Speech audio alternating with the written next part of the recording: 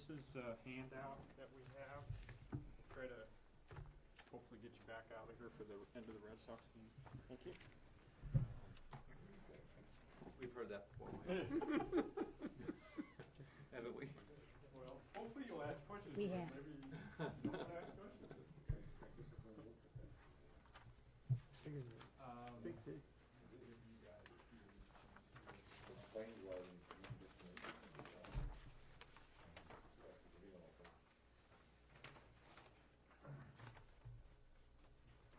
Thank you, sir. Can I have one from you? Okay.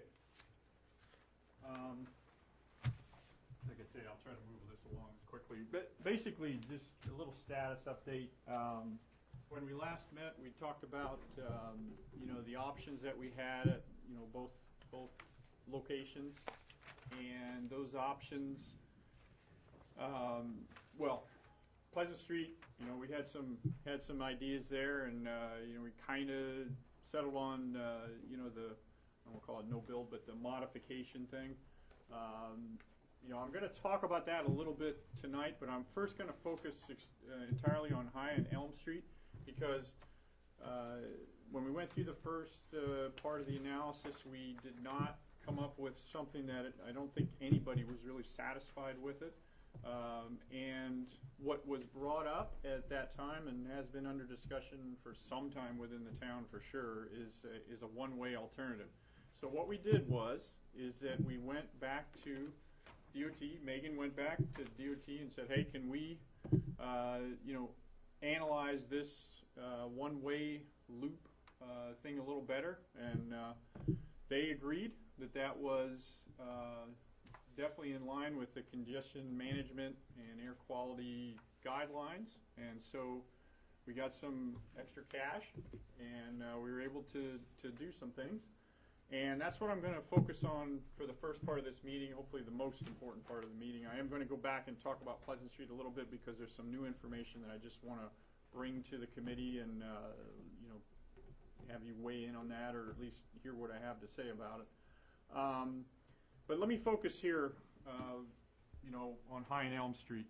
If you remember, we had a number of alternatives that focused, entirely at the intersection, including basically a traffic calming alternative that was basically where we ended up, because all of the other alternatives either had too much impact, there were roundabouts, signals.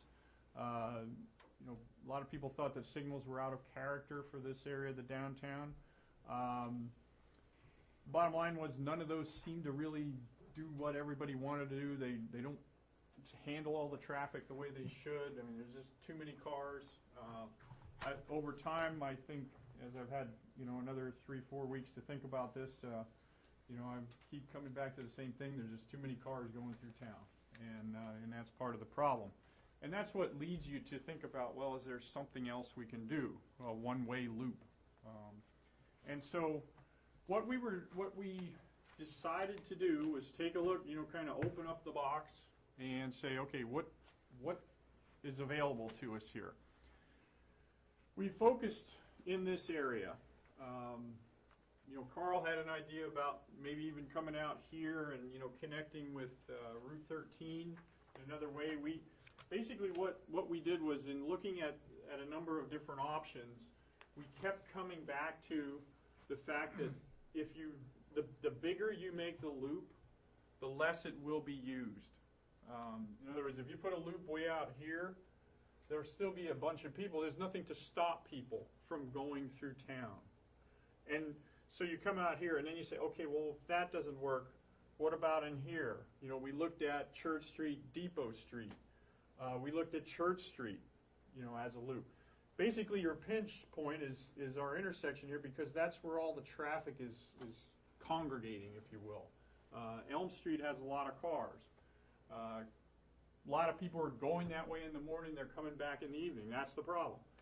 So what we did is we looked at all these different options. And in order to do that, we looked at traffic volumes. And if you look at, I think it's the first sheet that we have here, the raw data sheet just gives you an idea. We went, first part of what we did was we went back and counted cars. And so we counted cars here at Depot, at church out here, and at Summer as well. And you can see those are the counts that are presented on that first sheet of the handout. Okay, and you can see that, you know, there's not a lot of traffic at church. Summer is very small. Thank you. Summer is very small as well. We tried to see what was going on at Depot. You can see that one's relatively small. So I'm giving you this just to give you an idea. I'm not going to go over this in any detail, but you can see that the streets that we're talking about, you know, that are part of or could be part of a loop in here are relatively small volumes. Really don't affect much of anything. Although it can be pretty difficult to pull out, as most of you all know, during the rush hours when there's a lot of cars. It's going to be difficult to make a left turn out of any of these things. So you can kind of see that, and you know, one thing that I'm sure of is, because I do it from time to time, in fact I did this evening, is there's also diversion occurring. People coming down High Street, you can't make the left turn, so you take a right turn and you come out at Church or you come out at Depot. I know I've done that myself too, kind of, because you just can't make a left turn up there. So, in the interest of getting you out of here on time, what were the options we looked at? As I said, we touched on, you know, we looked at Depot, we looked at Church, and I'll just talk about those very quickly. This is a kind of a problematic detour, one-way loop, because it's very large. Would people want to, you know, if you're going to the hardware store, you come here, would you go all the way around to come? No way. You know, you're going to cut through Church, you're going to do that. If you're going Elm Street, you know, and you want to go this way, would you go all the way back around? No, you wouldn't do that. You'd cut through one of these side streets. And that's the problem that we were seeing when you start thinking about these larger one-way loops, is people wouldn't use them the way it was the way they'd be intended to be used, which is that you want people to make the, you know, to keep the loop going, but you don't want them going through residential neighborhoods. We thought that was kind of a downer, to have people going through the, you know, the neighborhoods out here, especially Church Street. I went out here and I walked each of these streets just to refresh my own memory, and, you know, they're quiet. I mean, there's not a lot of traffic on these streets. Depot, by itself, actually, the right-of-way, if you look at the tax maps, the right-of-way actually stops here on either end. This is a property, you know, this is a warehouse, there's like 3 or 4 businesses in here. So this right-of-way doesn't actually go through on Depot, which is kind of interesting. I mean, you look at this and you can see where, you know, I guess this is where the old railroad was, or something. You could create a roadway back here. It's, you know, I mean, it's out of the way a little bit, but, you know, you could probably do that. But again, you get the same issue when it's such a big loop. We just don't believe people are going to use it. The other thing that, and you'll see this with the options that we did come up with, is how do you get large vehicles onto these loops? And the church, the cemetery is right out to the edge of the road here. One thing I know for sure is that you don't want to get into cemeteries when you do these things. And so making a radius there that would allow a large truck to get, you know, down this way, very difficult. You know, I'll talk about it in a minute. You know, I shouldn't spoil my surprises, but, you know, we get the same issue down there at the end of Depot, but, you know, we'll talk about that. So bottom line is we started condensing, you know, where we were looking, and we started pulling in. One of the options that the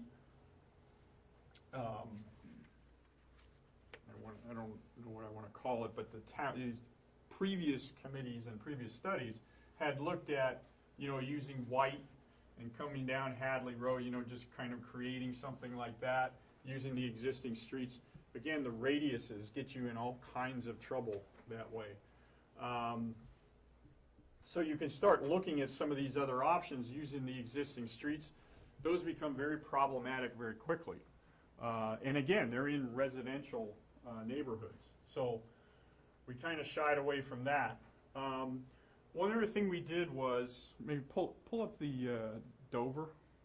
One other thing we did was we started looking at other towns, especially in New Hampshire, other cities as well.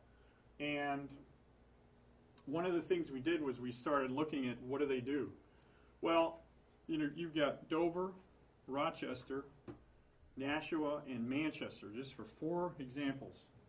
They all have state routes that go right through the town, or the city in this case. For instance, this one here, this is 108 and 9, and what they do is their loop is right here. So you go this way out, come this way back. It's a one-way loop. That was set up a number of years ago. I even found a study that looked at changing it. The thing that I saw, or in the research that we did, was that we couldn't find any of these that, there's always talk, and there's a lot of anecdotal, yeah, we're going to change this, we're going to go away from this, we don't like it, but none of those cities that I just rattled off have any plans at all to change any of these things. They seem to be working. Rochester in particular, I looked through the whole loop looking for empty storefronts. Has it affected the businesses? I could only find one empty storefront along all of the Rochester loop. In Manchester, you got, I forget what it is, but Route 28 uses Beach, and I'm trying to remember the other street, but it's got that long one-way loop, running all through the, north-south through town. I'm sure some of you have driven that. It's kind of hit or miss as far as, there's some pretty bad areas along some of those streets, but there's also some residential neighborhoods. There's no plans currently to change any of that. Nashua, in particular, Route 111 goes right through town, and it comes back together as you go to the outer reaches of the downtown area. Both of those. And what I was also looking for, I should mention, each of these has about the same amount of traffic as we do through town here. I was looking in the range from 15 to 20,000 vehicles per day, and that's what we've got. Out here at 114, where 114 and 114A come together, that's about 18, 19,000. By the time we get out to, as you head out towards where you're down to about 10,000. So it changes as you go through town, but you're talking 15 to 20,000 vehicles, and that's what we're seeing, at Pleasant Street. That's what you're seeing through town. So it's on the same. These were all in that range. All the ones I looked at were that same ADT, and they've gone to a one-way loop. Sometimes, some of those have been there for years now. So, does that tell you we should be doing it? Well, it says that's a lot of cars, and that was the solution that they came up with. So what did we do? We looked at, and we have if you look in here, we have the drawings. Let me just, I don't know if you have those on the screen there, Brian. What we ended up doing, as I said, is when we kept narrowing it down, we kept thinking about what are the options here. We ended up with 2 alternatives. And there's an alternative 1 and an alternative 2. And this is alternative 1. What you're looking at is, you're beginning the loop over here. So, you come across the bridge, and then you get into 2 lanes. The one-way loop, breaks off here. This is a 2-lane all the way through your connector roadway. And then 1 lane turns left, and then you got 2 lanes up through here.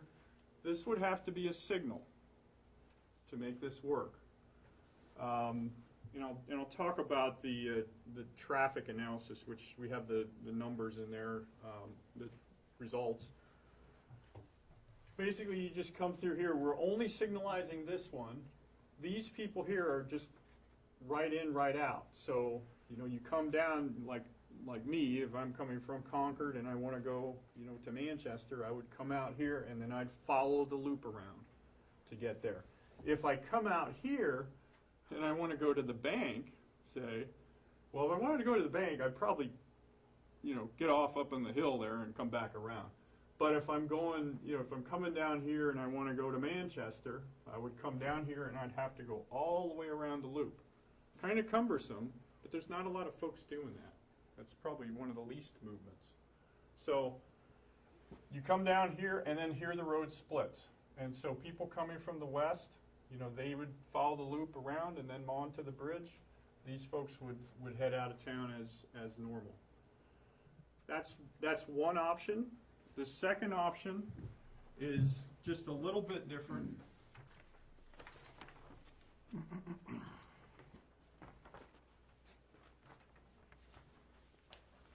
Pop it again.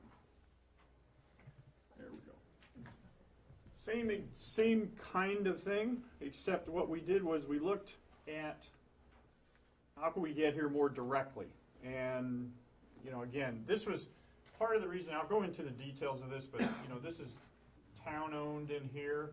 There's the two buildings here are both owned by the Bondo, who is the properties here that there's, some talk of, that those would go over to the town. But we basically are just trying to, hey, get some kind of another option in here, pluses and minuses to both, which I'll go through a little bit. So those are the two options, and what I'll do is I'll just talk. In fact, maybe I'll have Brian talk a little bit about the traffic analysis here. If you look at this handout, which is stapled together here, these are the traffic numbers. So why don't you talk about this a little bit, Brian? Because you know what you got here a little bit better than I do, maybe. Yep. And then I'll go back and go through the pluses and minuses of each of the options. So the first page summarizes the traffic operations for the year 2014. And so the first top table, that's what you have right now at Elm Street. So there's a lot of a lot of right turns out of Elm in the evening, fair amount of left turns. Those are pretty difficult movements to make. Significant queuing. If we went to the one-way loop option and didn't put a signal at the end of Elm, it's somewhat similar results. It's still going to be difficult to get out of Elm. Granted, there would be 2 lanes on Mast Road that you could get into, but all of those people that were taking lefts out of Elm would now be taking rights. So those two things kind of offset each other, and you'd still be getting a level service F in the evening. So the other option we looked at was to put a signal at the end of Elm that would give them a chance to get out in the evening. And what we're finding is in the AM, basically a right on red would be sufficient for everybody. The volume's low enough in both the northbound Main Street and the people trying to get on Elm Street that the signal really wouldn't trip that often. So we were thinking about options like if you set the sensor farther back than you normally would on Elm Street that detects cars, then the signal wouldn't go green unless the queue got to 3 or 4 cars or something like that. The expectation is during off-peak times, Elm Street would be red almost 100% of the time, and Mast Road would just function. So it'd almost act like a stop sign most of the time during the day. But then during those heavy traffic volumes, the signal would give those people on Elm Street a chance to get out. The second page. Brian, before you move on, Sure. can I ask a question? Did you look at what the queue length on Main Street would be when you the reason I'm asking is, my quick glance at this says you're only showing one intersection, but when you have queued cars blocking all the other ones, so it's just a matter of time before people are screaming about not being able to get out of church because cars are queued across there. And, Yep, so in the, can you see the mouse up here? you know, So this bottom right here, portion of this table, this would be the PM hour for the signal, and so Main Street is this top line, and the analysis is showing a 10-car queue. 10 in each lane, or 5 and 5? 10 in each lane. so that'd be back to. It's 250 feet, almost church. But the right lane, you could almost keep the right lane traffic flowing onto Elm even with like a red signal, correct? If the Yes. person at the front of the line wants to take a right, yeah, they could go, but if the person in the right lane wanted to go on High Street or beyond, then they would clog that up. So that is the trade-off, Carl. This gives a better level of service for everybody, but what we found through all of our work on use a yield sign or a stoplight or a stop sign, the queue gets big fast. And that, you know, well, Okay.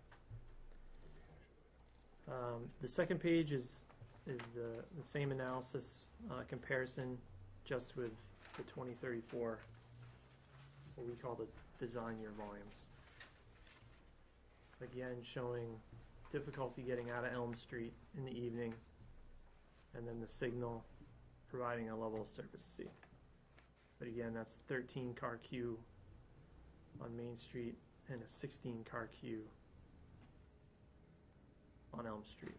But that's 20 years out. That's 20 years out. You'll notice in the top part of that table, our computer program wasn't giving us an answer for the 2034 no build at Elm.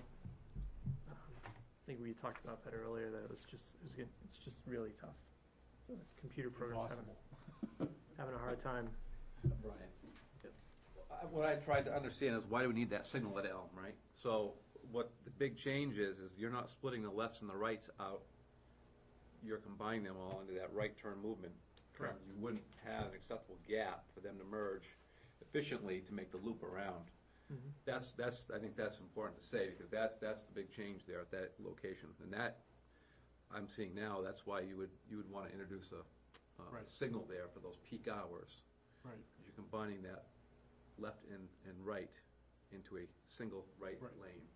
And I should make it clear, this is the only signal that you would have on the whole one-way loop thing. This is the only one that we found that needed a signal. So this is 2034, and as Brian went through, we'll touch on the last sheet there. That talks about Pleasant Street. What I'm going to talk about is Pleasant Street. I'm going to ignore that for now.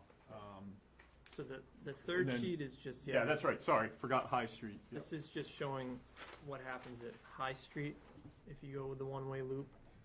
Again, with the volumes being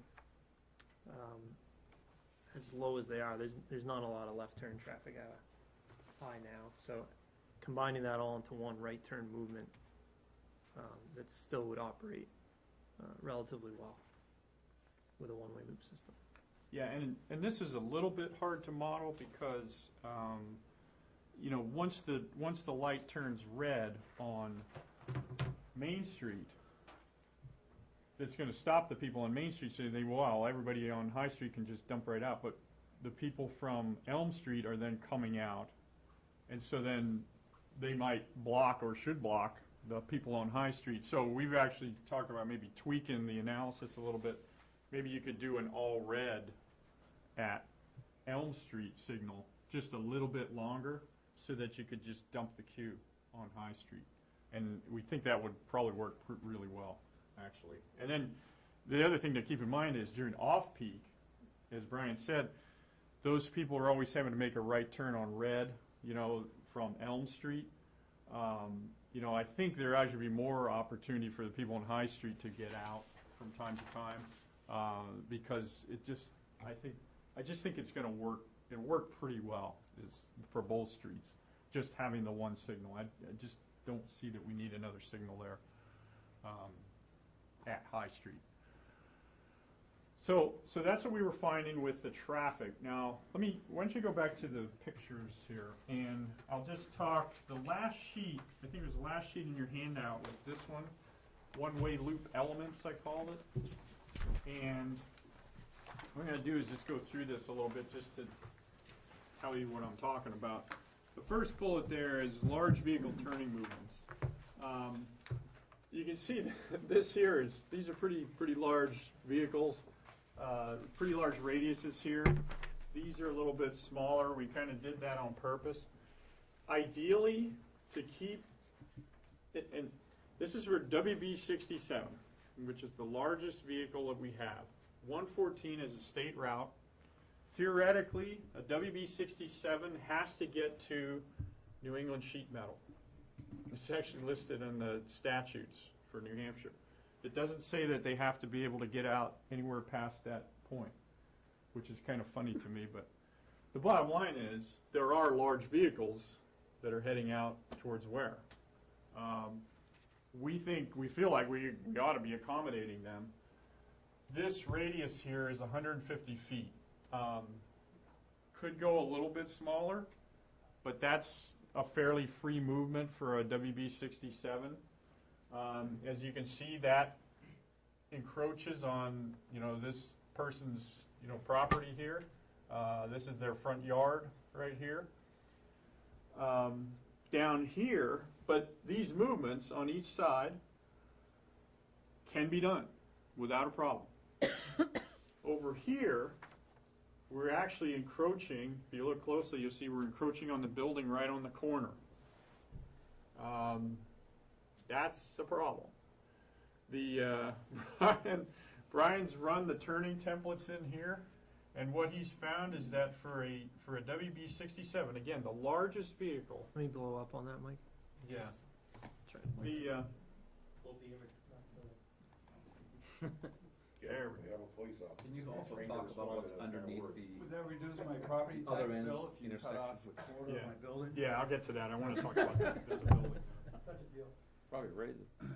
See, we've encroached on the building. Now, again, it's, we're plopping it down on an aerial. It wouldn't be exactly like that, but there's no way right now that you can get a large truck to make that turn in the current configuration. It can't happen. I mean, it's not going to do it without swinging way wide and blocking everything. How do large trucks do right now? I They know. swing way wide. They swing way wide. They swing way wide. The thing is would you want it to do that? You could, but if you're going to do this, we wanted to show, hey, here's the impacts. Now, if you start saying, hey, I'm going to let that person do that, that's a decision we can make. That's an engineering call a lot of times, but it takes, the select board and folks need to know that kind of stuff. Same deal over here. This building sticks out. To make this movement, this movement can be made, but the vehicle's actually got to place himself over here and end up over here to make that movement because it drags the rear end of the truck, close to the building. I don't know if anybody's noticed the tire tracks through the roundabout island, but with a building there, it's different. Yeah. Our taxes Yeah. are going way down. I mean, Especially with these straps. yeah, I was going to say, Brian, why don't you go to the pull the little man down there. It was interesting when they took this aerial image, there was a truck making the movement. Oh, yeah, that's right. If you Get get in zoomed in. closer, you can see the... Zoomed in far enough here. So, those are your two pinch points, is in making this kind of a movement. Everything else, is fine. But this in particular, we can do some stuff, and I'll talk about that in a second when we go back to that. But that one's really problematic. I mean, that is an issue. So what have we done up here? Well, this is the building here. Okay, and I'm trying to remember the owner's name, and I'm Tommy Hall. yeah. they got the jukeboxes in the window there and all that, and it looks like nobody's really taking care of it. It's a relatively low cost property compared to some of these others for sure. So we said, well, we got to do something. So that's where we chose to go through, and that's why we chose to go through there, because that property, this was a lot more messy to get in there. So we actually stayed completely off of this property and affected this property totally. This would be a total take. And then you have some kind of an impact here depending on what you do. We can't get this radius to work without impacting this property at least to some degree. Okay? And then once we get in here, I'll just follow the route through. This is the fire station. This is actually the proposed, and I don't know if everyone's aware of this, but the fire station is currently under study to actually make it bigger. This is where the extension is proposed to be, currently proposed to be. So we slipped past that, but it does take away the ability to get past the side of the building, which I think is something that they were banking on, because you can get past it on this side. It gives you circulation. But then we go down here, we kind of slid it here a little bit, so we're on this property. There's actually two parcels here. And then we come down here, make this turn, and then we tee in Depot Street here. So this still works fine. And then we go down past the hardware store, which is somewhat of an issue because the hardware store was based on the fact that all the traffic's out here and people are coming this way. I go to the hardware store and that's where I go. So you come in and do your stuff and head back out again. Well, now if I wanted to go to the hardware store, I'd have to go clear around here. Actually, what I would probably do is cut through Church Street. Not a big deal, but the setup of the building was more related to people coming this way than all traffic going this way. So I'll try to. I'm skipping around a little bit here, but so the large radio, I talked about that. The fire station expansion. Go to the other one, Brian. You can see where it is here. That was the other reason we looked at doing this other alternative because it's kept this open. This parcel here is actually owned by the town. Right back in here, this parcel kind of sticks in here. There's a parcel here and a parcel here. The town parcel's kind of back in here. Again, these two were owned by Bondo, who owns these as well. And, so we just, took that down that way. Basically same kind of radii and things. It puts us right behind. I mean, if you walk out the door here, you'd see the road right behind us, right behind City Hall. Is that hitting Town the Hall. roundhouse, or is that just go skirt right by it? Is it supposed to hit the little roundhouse there? Yes. Yeah. it's gonna Yes, be- it goes through both of those. It'd be a total take on this property, which I think goes kind of like that, and a total on that. So in this option, you would have 3 total takes. And just for reference sake, I did actually look up the assessed value of those two, and this one was $127,000. And the other one is $154,000, and it does actually. That parcel is just like that, goes all the way down there. So we're actually using that parcel all the way. So, and that's my number 3 there. You see, both alternatives avoid impacts to Stanhope property. That was this parcel here, and require total take of the Hall property, that's this one, and there would be partial impacts, on both of these to other parcels, and then finally, this alternative takes these 2 parcels as well. Okay. The other thing that's not obvious, there's a culvert right here. That culvert is currently a 4x4 box culvert. It's undersized. Should be like a 4x8. That was that study we did a little while back. And what you'd probably have to do is rebuild that whole thing. You basically tear out the old one and put a new one in and run it through here. That has its own set of issues, as Collis is aware. You know, you got wetlands, core permits. That's Dow Brook. It's actually a named stream. Probably most of you remember there was some flooding back here back in 2006, 2007. You know, Carl had us do a little bit of analysis. There's a stone culvert actually under here. And Carl's talked for a number of years about trying to do something with that because it does flood. So part of the issue would be if we open this up, put in the culvert that we should, because it'd be dumb to let the 4x4 there and just kind of extend it. You'd want to replace that, put the right size in there. That would also allow the flow, though, to get down to there even more so than it does now. Both alternatives require the traffic signal at Elm Street. I should talk about this just a little bit. You could probably do it like this. You know, one of the things I looked at was, okay, if we're going to put a signal here, wow, I really don't want to put a signal on the library property, a pole. So I said, well, you could probably put a pole just like this with a little bit longer arm on this side and a short little arm here to control these guys. So you get away, I think, with one pole. Okay? The one thing that's not evident from just thinking about it, we would also want to have, the one thing that I saw when I was looking at different towns and cities was the fact that you don't want to have, you know, when you put in 2 lanes in the same direction or even more, you want to try to use traffic calming elements along there.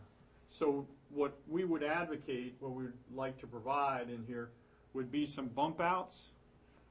Brian and I were even talking about whether or not we could provide additional parking along here. We even thought, you know, with the way these vehicles are swinging out, what if we pushed everybody over to the right-hand side, left maybe a 5-foot bike lane, put 2 lanes in? Could we do angle parking along Main Street? Currently, there's not enough width. We're a little short on the width. You would have to, some of these buildings, you know, if you go the minimum distance between the closest buildings, it'd be really difficult, but, you know, if you wanted to, you could maybe squeeze something in there, but it'd be tight. And one thing that we're seeing, we're actually doing a project up in Concord where we're looking at the angle parking and so forth, and what we're finding is when the vehicle backs out, you need a pretty fair amount of room. With what we were thinking about doing was like a 5-foot lane, 5-foot shoulder, 2 11-foot lanes, and then a parking stall. And we're using 17 in Concord, but it also has a wider lane, 15-foot lane, I think it is. It's a 15-foot lane, then a 6-foot median. It's like a shared lane for bike, you know, car kind of thing.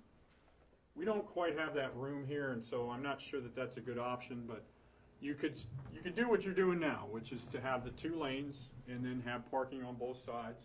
But what we would advocate is providing some bump outs, especially where, you know, you want to put your crosswalks and things like that. And you would, you know, do that all the way through this stretch, that one-way loop stretch, so that you can do that. You would also want to do some elements like that along this stretch as well to keep that speed down. You want to try to make people feel like they don't want to be speeding through here. Another thing, the pedestrian accommodations. I think this arrangement would be much better for pedestrians at High and Elm.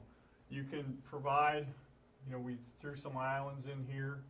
Basically, you've just got the 1 lane coming out here, making the right turn. So you can provide some kind of an island across here, a refuge island. You know, you'd have your pedestrian push buttons, obviously, that you put in, but you can provide your crosswalk here. I mean, this just has to be big enough to get your larger vehicles through here, so we, you know, make that accordingly. Same thing here. And then you provide the, you know, those could be full-size islands now. Remember, in the traffic calming, you know, alternative we had before, I had those islands, they were there, but they were traversable because of large vehicles. You wouldn't have to have that here. I think we could make them so that they would be raised islands, you know, and you could people could cross a little bit and cross a little bit more. You can also put the push buttons in, like you say, on the Elm Street loop. I've even considered you could probably put a crosswalk right there, and go to an all red and let somebody cross right in the middle, because there's nobody coming the other direction. So once you stop them in both directions, you can let them cross, and that's the shortest distance between 2 points there. So I think it does what we want it to do, which is to improve the pedestrian accommodations. Drawback is historical. This is a historic district.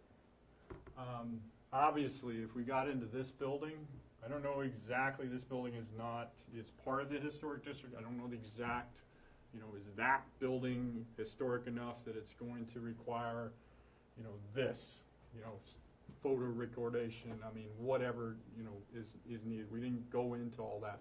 But anything that we do of this type would cause a 106 historic review. We'd have to look at what are the impacts, how do they view it. It'd be a little bit of a process for sure. The one-way loop, just doing a one-way loop, changes the character of the village. They would, I'm sure, Brian, you can probably weigh in on this as well, but I'm positive that would have, they would look at that as an impact. Now, is it significant? Is it, I'm trying to remember the word, but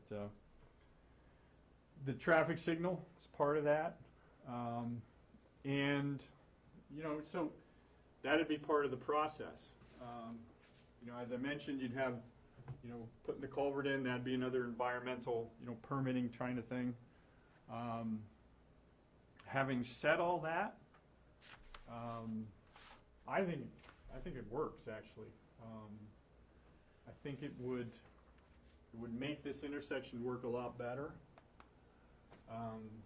And the thing that keeps coming back to me is that there's too many cars going through town. Well, at least through this area, we've got 4 lanes now. Did you think about it? And that's really what you need to handle this amount of traffic. But nobody wants a 4-lane road through Goffstown. So, I think I caught everything. So, questions? Thoughts? Yes, sir. I'm trying to keep my blood pressure down. I'm trying to be civil, but I'm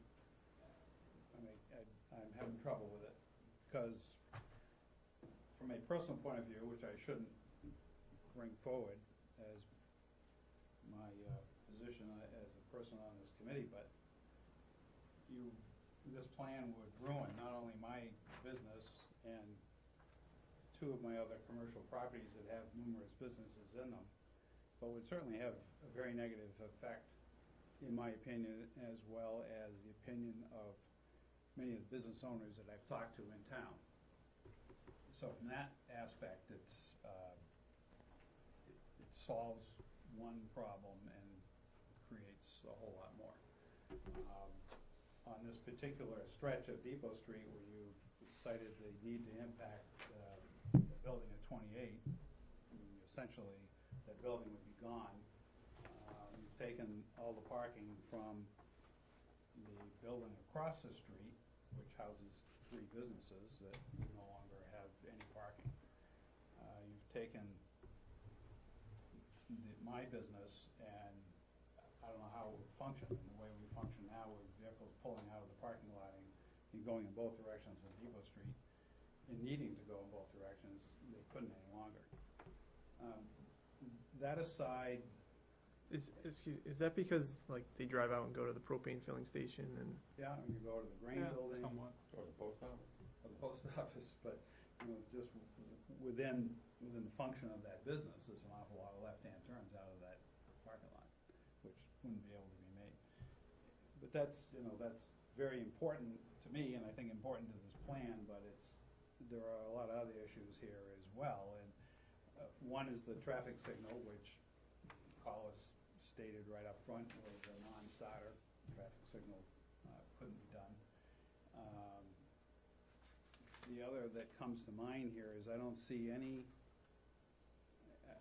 the effect is going to be of all the traffic in the morning that's coming down North Mast that normally would be taking a left onto Elm and going down the back road.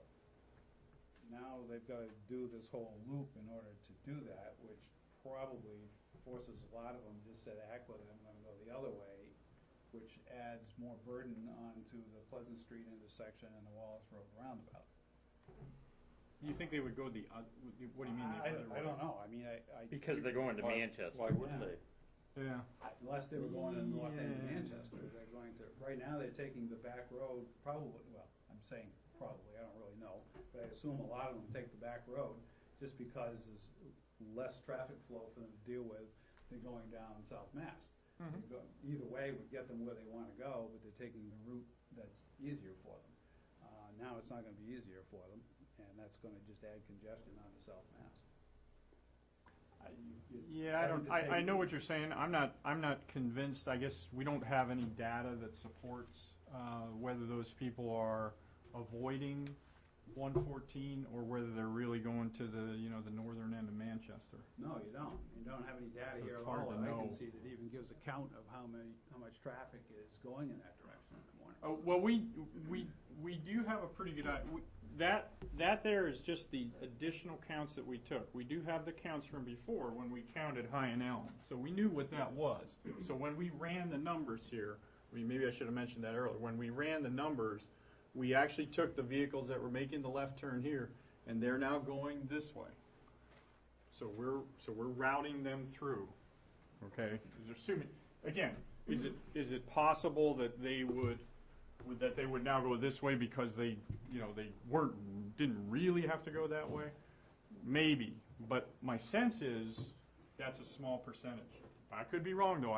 That's just my thought on it. I don't have any data to say, here's where they're going to go. I just know from taking the traffic we have and routing it. There's no way of knowing where they're going to go, but I think we can agree there's a fair amount of traffic that does come down 114 in the morning and does continue down on Elm Street. Correct. And again, we've routed those through the loop. Well, okay. It's 360 cars, and just like Mike said, we took that as a right turn movement onto the loop, and then a left turn movement out of Depot, and then a right turn. Right. Brian's run all the intersections, each one of these, as stop control, as a signal, whatever, to see if they would work. And so the only one that required the signal was Elm Street. In my opinion, and I'll shut up for a moment, in my opinion, this creates a worse situation for that segment of the traffic that's going down Elm. It requires them to go around a rather odd way to get where they want to go. Other than that, it creates a better way, forget all the damage it does, it creates a better way for the traffic to flow through town, period.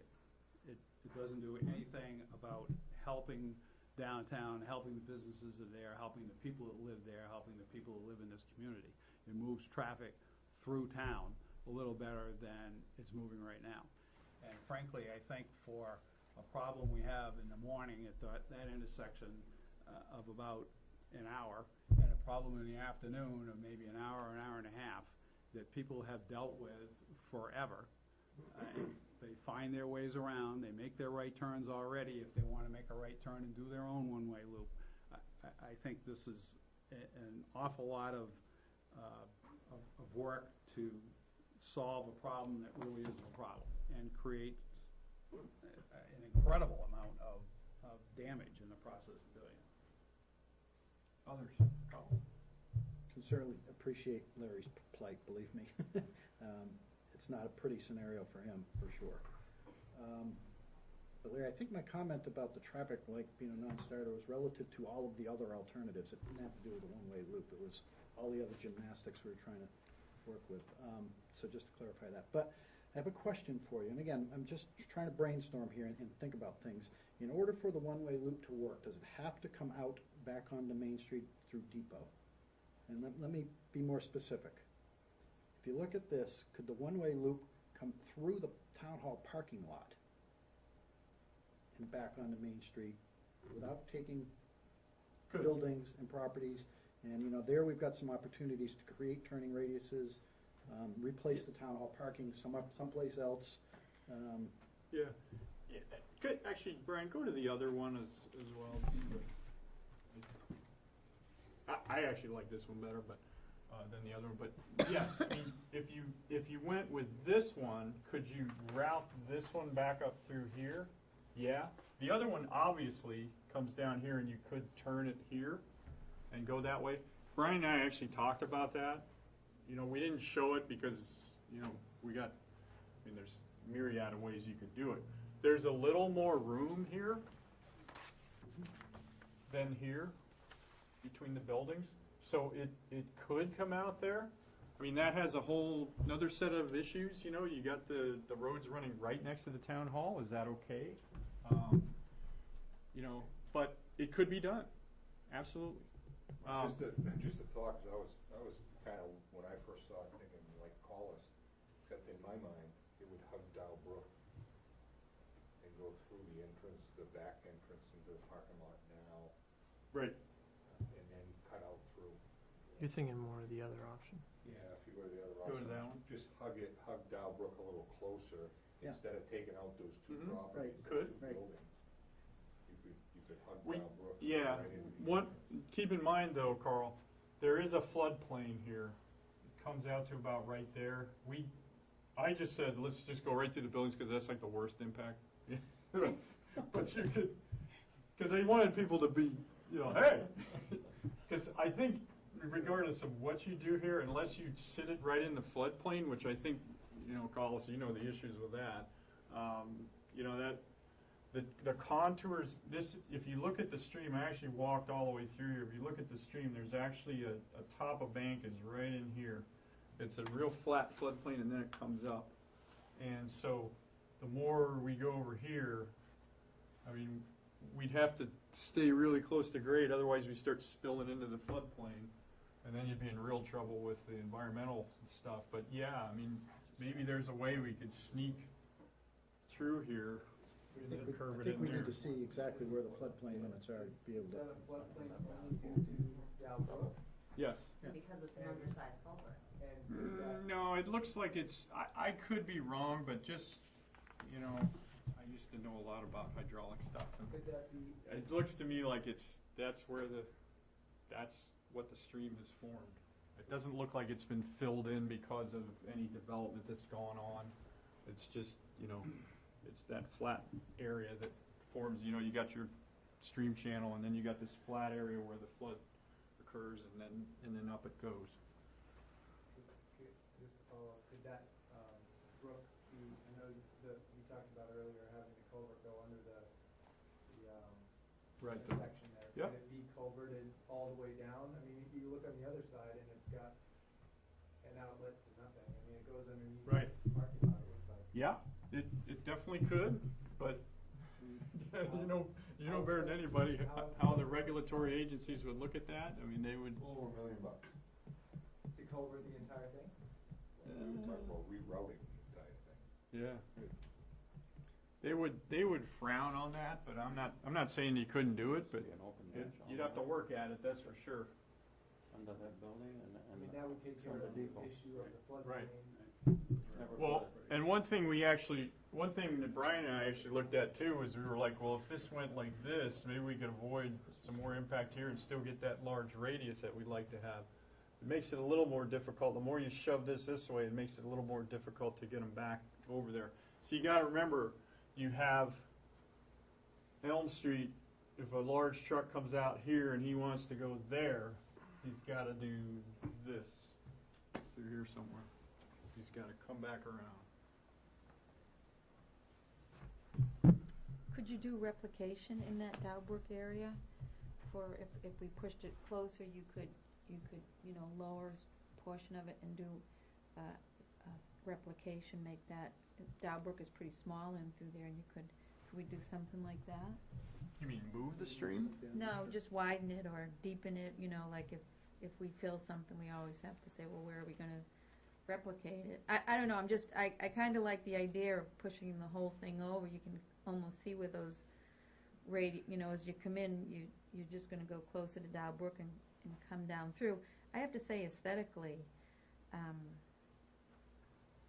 on that whole backside, it would be nice to,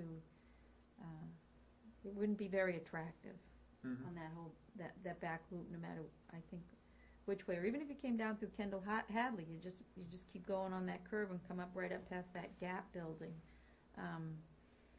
That parking lot for the post office, that point isn't that efficient anyway.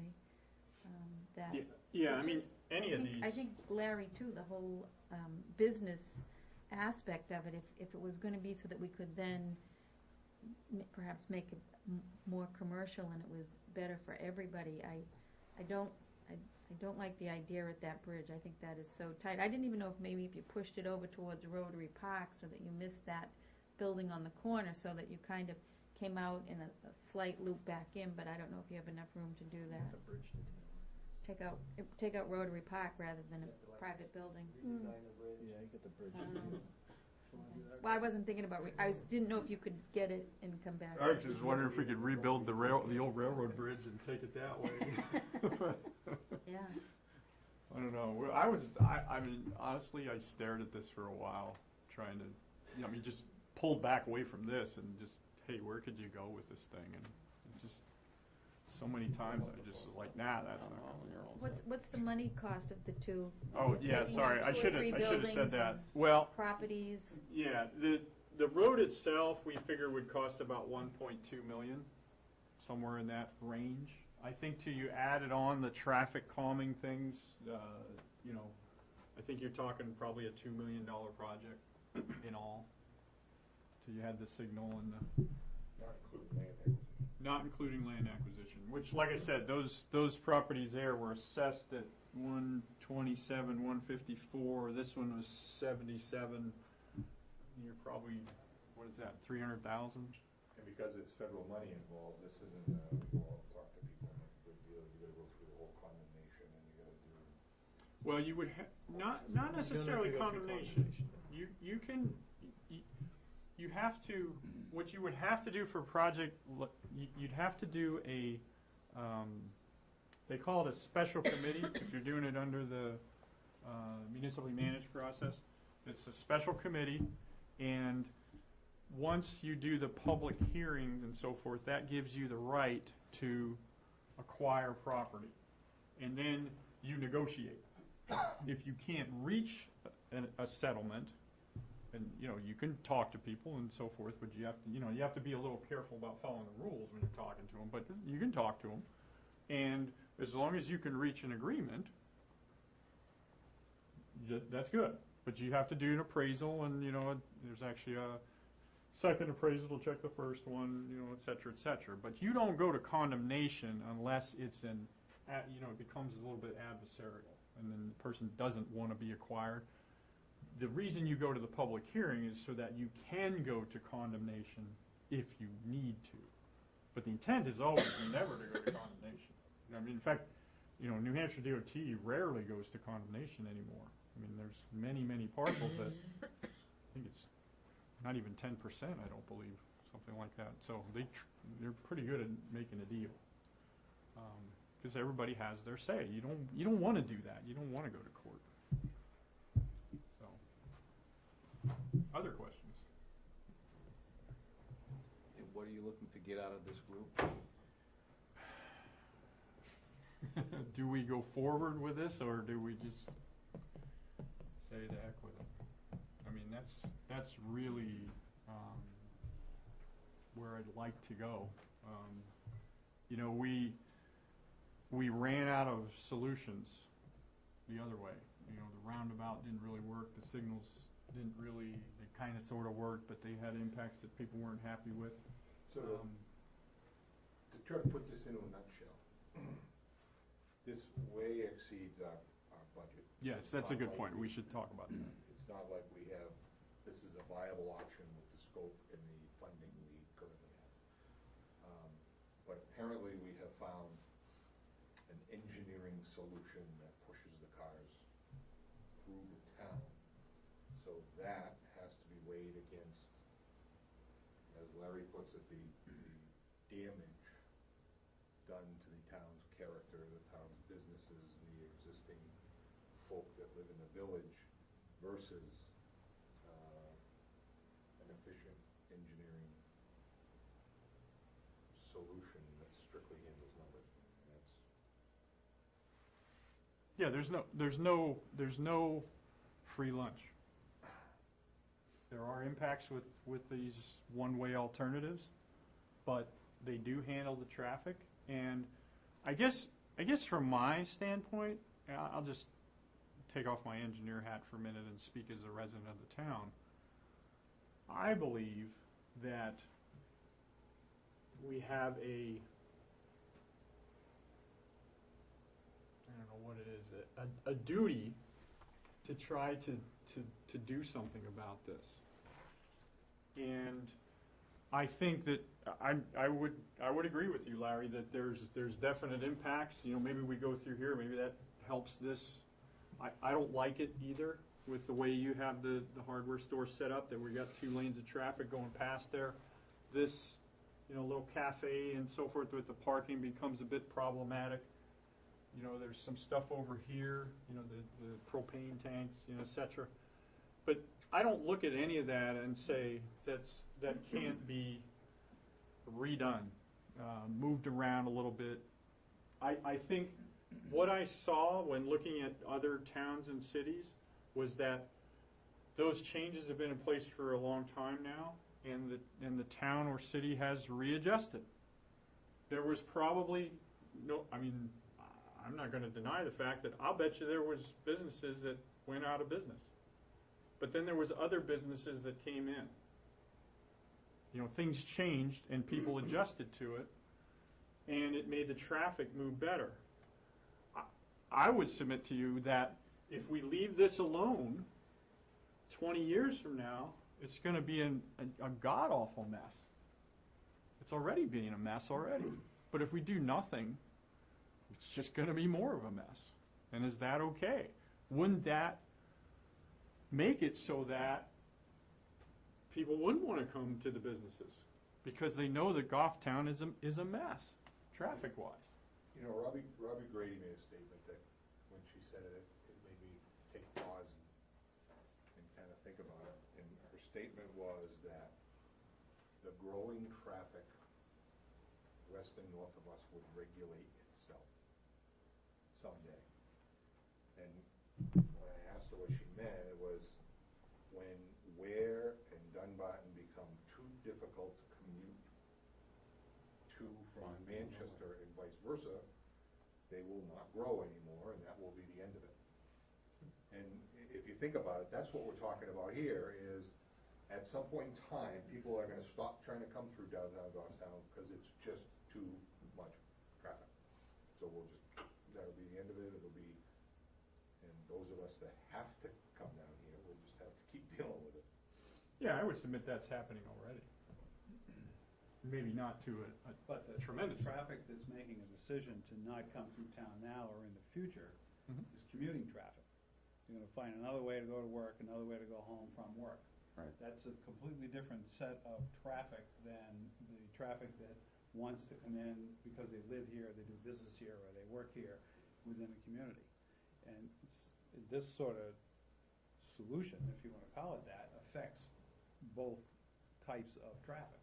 It improves the flow for that commuting traffic, but it does a whole lot of damage for another set of residents. But let me just ask, why would you say that? Why did I say what? I come to your hardware store. Thank you. I would not stop coming to the hardware store because of this loop. Well, and that may be, but as it shows on this piece of paper, I wouldn't be in business for you to come and see me. And my 2 other properties would probably not be in business either. Why do you say that? Because the parking's gone on those 2 properties. parking, well, one property is gone completely, because Right. you've got to drive through the corner of the building.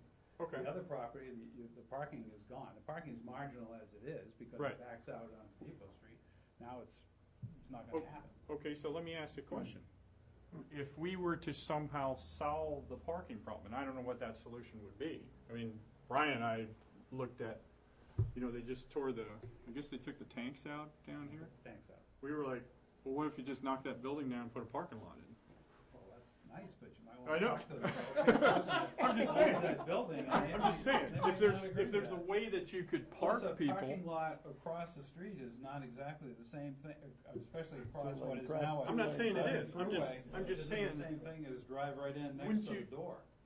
Couldn't there be some other things that you could change to, I'm just, Well, you know what, that brings me to when I said I had a thought, I said, let's wait. I lived in Dover, worked in Dover for 12 years. Dover's downtown is very vibrant, but let me tell you something, crossing any of those streets during rush hour without a signalized intersection would be death in the waiting. When you go around that loop in Dover, there are at least 5 or 6 signals around that loop. right. I see at least 4 signals just waiting to be introduced. And we've always said signals breed Right. themselves. The minute one goes in and the character's gone, the next one's way easier. So the minute somebody starts screaming loud enough that they're struggling to get out of Church Street, there'll be one there. And then it'll be the end of Depot. And then it'll be, and the pedestrian safety will be the driver to putting those signals, because a dash across 2 lanes of now speeding traffic through town For the propane tank. is not gonna be a pleasant experience, and it is not in Dover. Well, you could, one of the things just talk about this, I was looking at that crossing, for instance. I actually went out here and I just sat around and walked around and some more, and been down there so many times that I thought, I'm just going to watch some stuff. And, you see some people trying to cross there. I mean, if that was 2 lanes, I might say, well, geez, maybe you should put some kind of a push button to let people cross, and then that's another signal head, So, go ahead. Well, I think we asked you to look at loops, and you've done that for us. In my opinion, both of these alternatives that come out on Depot Street create way too much impact on local business. I personally couldn't support either of these. Okay. Would have liked to have seen maybe an alternative that went through the town hall parking lot to try and lessen some of that impact. But I mean, how often do we keep going back to the drawing board? Well, the reason we didn't draw it up is because it's basically the same thing. Well, What are the, it's not much different. I mean, Well, From it a- has from a- less from a impact traffic on Depot management. Street, but you're gonna shift the traffic up to the town hall, and now you are pulling 2 lanes of traffic right alongside of that building. The town hall has parking issues as it is, and some of those may be resolved with other use of land here, but you've taken an awful lot of the parking lot by running 2 lanes through there, more than you can easily replace. Why do we need 2 lanes on that backside?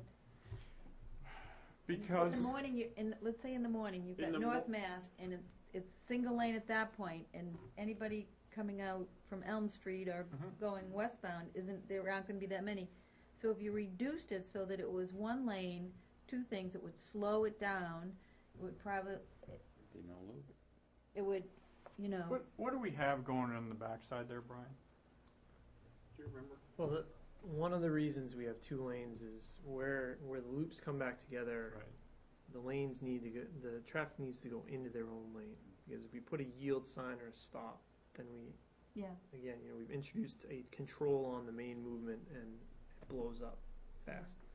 yeah. So when you look at, you need 2 lanes on either end, could we merge to 1 lane For from, the say, main portion of it. for the middle part? You could, but we just thought with Yeah, and especially, turning traffic at Church Street and So saying if you could merge to 1 lane after you get through Church Street, and then have like a widened lane, and then have your split, right where it starts at the middle of the hardware parking lot, and people can get give the choice, they've gotta go back through the loop, or they go towards Manchester on 114. Oh. That way it, frees up a lot, I guess, space issue that maybe Larry's concerned about, and I'm concerned about too. Problem is, by the time you merge and then merge back out, I mean, you're taking some time to merge, and you're taking some time to merge back out, you're barely saving yourself a little bit of. Yeah, it's not an instantaneous thing when you merge like that. I mean, you've got to taper the thing at a certain rate based on the speed, you know. I also, our friends from the police department had to leave, but I gotta think that increases your accident, conflict points in your accident likelihood every time you have one of the merges and divergences. Well, and plus you got to have some kind of width there because of the, if you do have an emergency and they got to, guy pulls out of the, comes out with the fire engine, he's got to be able to get around and blah, blah, blah. I would assume this is all a curbed section through here. I just want to Yes, make sir. a point about what Carl said about what Robbie had said about New Boston and where controlling their growth, or that Control their growth. Their growth would control itself somehow. I would say that is ridiculous to assume that could be controlled on its own, unless the towns themselves make specific actions to do some kind of urban growth boundary or halting development. They have zoning ordinances and development ordinances that allow for growth within their town, and if somebody comes in with an application that says, I want to do a 60-lot subdivision, they have to approve it unless it doesn't meet their regulations. Yeah, but I think the meaning of the statement, and I know, like, when I just bought my house, a key factor when we looked at our house was, my wife had to go to Concord. So every house we looked at, the time to get to the highway to commute somewhere else was a big factor. And I think that's the thing is not that they can legally control it, it's just developer's not going to look at houses that. selling. They're just going to look at, I've got some available land here, I could subdivide it into 10 lots. And somebody's going to be willing to buy this at some point in time. They'll be willing to make the extra 10-minute trip or whatever it's going to cost. I mean, you can't assume that everybody's going to have that same mindset. I think there's some truth to what you said, but I can vouch for having lived in Jersey. People live all kinds of different places. But they choose where they live for a lot of factors. And That's right. commute time is one of the factors that figures into their decision on where they're going to buy a home. Then they're going to test that out. And if the commute time through town now or 20 years from now is excessive for them, they either don't buy the house there or they find another way. And that's what happens now. They find another way. You talk about New Boston. New Boston is still a tiny town, but it's had a tremendous amount of growth percentage-wise in the past 20 years. There's a road past me, it's Bedford Road coming out of New Boston, Meeting House Hill, up Bedford Road, goes around onto New Boston Road by the tracking station. When I was a kid, quite a few years ago, I'll admit, that was a dirt road. You could have stood in the middle of that road for 6 hours and not had a car come by you. I would gather now that there's probably just about as many cars coming out of New Boston heading to Manchester, Nashua, wherever, using that road, which is now paved, as there are coming down Pleasant Street into this intersection up here. That road is like a highway now, and it's the same in the opposite direction at night. People find a different route that gets them there as fast as they want to get, with the least amount of traffic controls in progress. Counterpoint would be if every road if we just stay the same on every road, every road would be a dirt road. If your sole goal is to fix this problem so that the traffic from where in New Boston and wherever outside of Goffstown can get through our town faster, then throw this plan in the trash and put a 4-lane highway right through town. Because the impact on downtown is going to be the same as what you've got here, but you've done a better job of moving that traffic through town. Right, no doubt, but that's not the sole goal. The sole goal is to try to get the thing to work a little better, to make it so it's that there's some solution. I mean, we can do nothing. But I have to ask again as to exactly what is the problem that we're trying to solve? Because there are a few very vocal people that will scream from now till hell freezes over about trying to get out of Elm Street. But it's a few people. And if you look at all the numbers that you have, going by your engineering statistics, they've failed intersections, and we could throw thousands and hundreds of thousands of dollars at them, and they're still failed intersections, but they're improved to some degree. But failed or not, people get through them. And failed or not, the queue time at Elm Street isn't all that great. It's not any more than it would be if you had a stoplight there. So I guess my point is that failed or not, people get through it and continue to get through it and have been getting through it for years. And the accident data is not there to support a statement that, oh, it's dangerous because there's no controls. You know, none of that's there. It's like we're creating trying to find a problem to throw the solution at, and I just don't.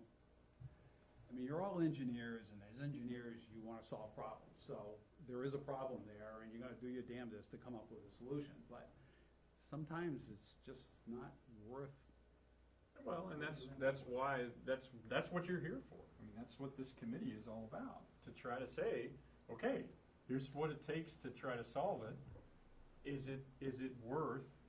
You know, you seem, you know, obviously, Larry, you're a little biased because you're right there, but yeah, you know the issues better than anybody with what's going on there. So hey, that's cool. But the thing that you have to decide as a committee is it worth it? I mean, you're exactly right in that regard. Is spending the money to try to solve this problem, and I guess I would deviate a little bit. I think your intersection at High and Elm is waiting for somebody to get hit there as a pedestrian. I think there's also, honestly, just sitting there the other day, I saw I don't know how many near misses with cars. And yeah, are they going that fast? Is anybody going to get killed? Probably not. But I did see a couple of bicyclists go through there. I was, holy crap, that guy went through there, and I thought he was going to get hit.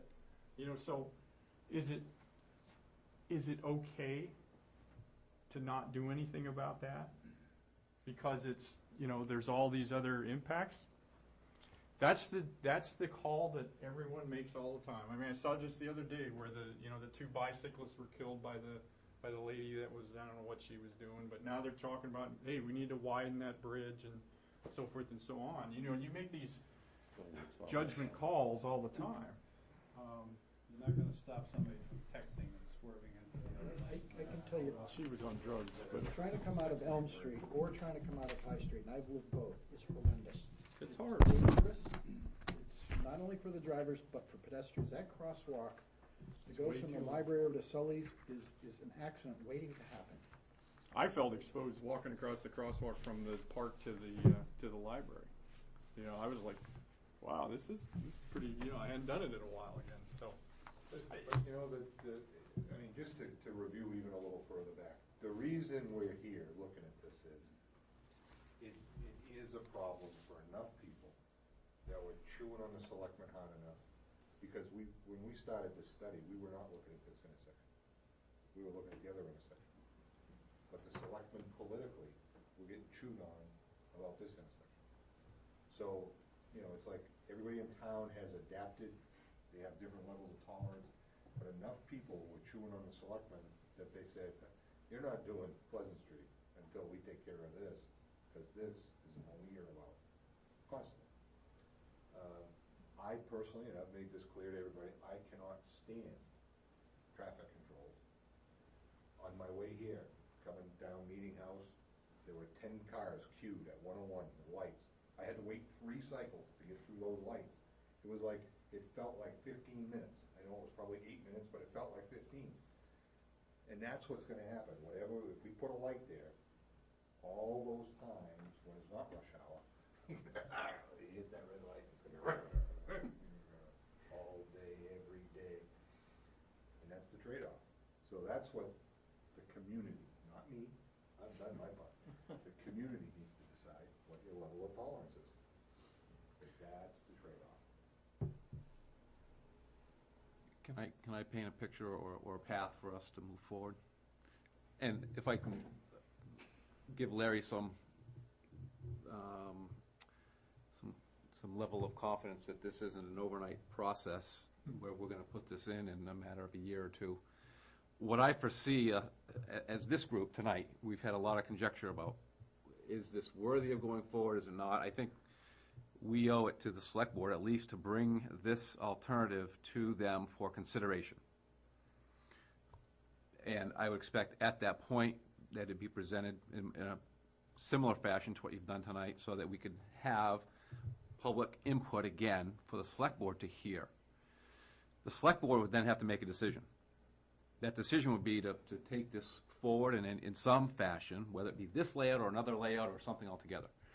The process by then is a lengthy one. If we find that there's a solution there, you would have to work with the regional planning commissions for this area. You'd have to get this into a 10-year plan.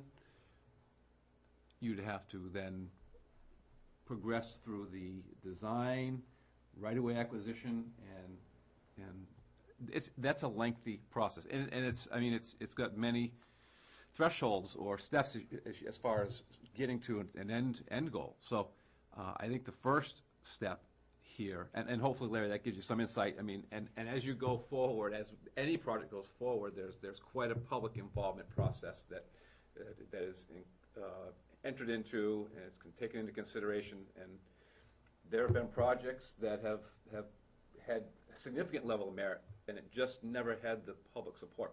And so you're working on one up in Meredith, Mike, right? So if that gives you any consolation or better feeling coming out of the meeting tonight relative to this and what would have to happen. But I think I don't even think you need our group's recommendation. My recommendation would be to take this to the select board. You've gone through the effort to develop concepts here, and to share it with them, get their insight, get public insight again at a select board meeting, and see if it holds any water. You've gone through the effort, and I think that's the next step. We could talk, for another hour or two, probably on the ways and the merits here for this improvement. So in the interest of trying to move us along, I think that's where we need to go. Well, I think that's accurate. It does have to go, this does have to be presented to the Board of Selectmen, but if it does, I'd like to see the third alternative that at least graphically shows what it would look like coming through town, just so we have another thing to show that shows an alternative that doesn't have this horrific impact, in my opinion, on the businesses in the village. So, Well, I think just for discussion purposes. It just gives one more thing to look at. I think the horrific impact on business is going to be there regardless of Well, it might not be as bad on mine in particular, but it's not fair of me to throw that bias out here, and I apologize, but I can't help myself. But even if you take this up through the town hall parking lot, just having this one-way loop impact on downtown is going to be extreme. I'm talking, when I'm talking impacts, I'm talking about takings and Well, I guess I'm talking about people's livelihoods. Well, that's true. That's another that eke out aspect a of living it. and Yep. take the risk of owning property No and question. paying payroll and trying to make ends meet. And No question. have something like this happen is pretty tough. I think Dave is right, that, we could, you could as a committee say, we think this has enough merit to take it to the select board. I guess that sounds like I don't know what you think about that, Carl, but, I don't know. Well, just knowing our select board, and this is in no way disrespectful to them, but it doesn't matter what we say, they're gonna wanna look at it, they're gonna wanna consider it. We could say to them, we don't think it has merit, we wanna kill it. Then what's They're the still gonna point want of to this see it. committee? Well, I think getting it to where it is today is. As a committee, if you wanna say, well, we don't want you to take this forward, I guess you could say that too. Can I ask a question? But isn't that the only way it'll get to the rest of the townspeople to vote on it? Well, Like yeah, the only this committee's clarification- not gonna make that No, decision. No, the select board's gonna make the decision. That's correct, right, Collis? It's ultimately the select board decides. it's not even the public decides, right? I mean, you take public comment, but it's on you guys to. Yeah, ultimately. Yeah. But again, I think, and again, I don't mean to speak for all the members of the board. Sure. They're going to want to see all of the work product that's been done. Right. So that they have a full picture. And Right. this is work product. Right. And Here you are. And just to be, And by the way, here's the recommendation of this committee. You know, Yeah. so we send that forward with our recommendation. and just to be clear though, the select board would have the say as to what the town people vote on, but a big grant, a big project like this would more than likely be a special article. Yeah, gotta go to the voters. So it would be the voters would have a say if the voters absolutely Okay. didn't, even if the select board said, yeah, boom, we wanna do this. Yeah, ultimately, it's gonna have to go on a ballot as a, Yeah. somehow it's gonna have to be financed. Yeah. Can I ask a Yes, question? Brian? We talked about alternative go through the town hall parking lot.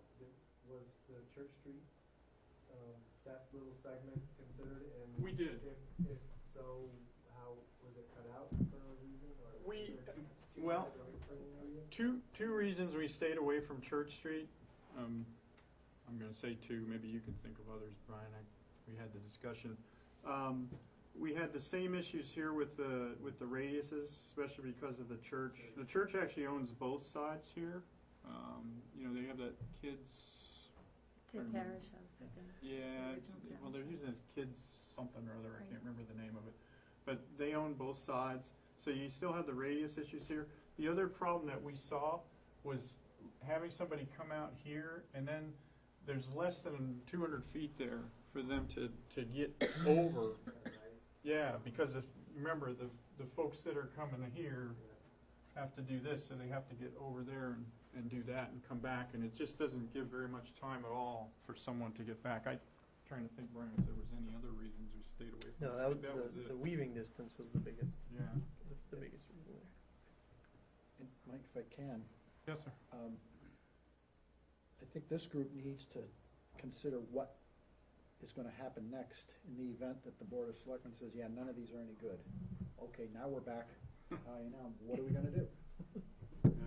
I so if thought it's we like- had made a recommendation out of all the alternatives we looked at before. Well, the traffic calming was basically what people went for, but that wasn't really addressing the issue, or issues as much as I think everybody, I won't say it was a half-ass solution, but it was kind of that way. Yeah. And it didn't really do everything that everybody wanted. And so we were able to, you know, move down this road to make sure that we didn't leave a stone unturned, you know, that there wasn't something else that, you know, that we could do. And so that's where we, you know, got the funding to be able to look at this. And we had all the traffic data from all the, you know, High and Elm and so forth, and so we had a pretty good idea what was going on there. And so it was like, okay, well, let's just do a little bit more, and then see where we come out. But I just think we need to keep that in mind, because I can't predict it, but I can foresee us convening to relook at those other alternatives. And then there was that mini double roundabout, there were a few Yeah. other things that, Mike, not to jump the gun, but what you're gonna talk about with Pleasant Street would have no impact. No impact at all. And I guess I'd hold off a little bit just to make sure that we're where we want to go with this, if anywhere. I kind of also, back to the, being next to the brook, I kind of am interested to see what the difference is of the project that, you know, address the floodplain issues and realign the road to maybe go through that parking lot area and miss those buildings and that kind of thing. And then took it through the town hall parking lot. yeah, I'd like to see that, like. Yeah, I'm just really leery of trying to fill in that floodplain, but. Well, where is the floodplain? I mean, Well- we're guessing at this point. Well, no, I know where it is. I'm just guessing on this particular drawing. It's like right in here somewhere. Okay, so there's someone. I mean, I just don't I know that we can't miss those two buildings without being in the floodplain significantly. And So if we go into the floodplain, we just need to provide compensatory flood storage. which is That's very, not- very difficult down here though in the Sort of. middle of town. What if we did the box culvert rerouting down Brook? Yeah, well then I think you're the same kind of thing. You're talking about a big time, you know, that'd be a conversation you'd have to have with the Corps and DES and, you know, all the way down the line. I mean, we could, It seems like if there's a floodplain in there, it's strictly within those limits, because North Mast isn't in it, Church isn't in it, it's created Well- because of the culverts. Call us, would we be able to do the First Ave project over again? Would we be able to do the First Ave project over again, or is that one of those ones that got out of the park and everybody said, oh my God, I can't believe we did that? Because from North Mast out, we rebuilt Dow Brook completely. yes. Redefined the channels, Yeah, we but did the that whole stretch thing. had been so severely impacted anyways by Yeah. all those property owners that it was like, what do you got to lose? Yeah. It's actually a nice little area in there. You can walk down there and So this, if I understand the process, this needs to go to the selectmen because all this work has been done on it, and it needs to go with our recommendation or non-recommendation. And the selectmen are gonna take that, just as we did with all the other alternatives that were put Yeah. before us. yeah, I mean, best case scenario. I think the committee can, we could send it on without no recommendation, but. I'd like to see it go, I'll reiterate, I'd like to see it go forward with a third alternative.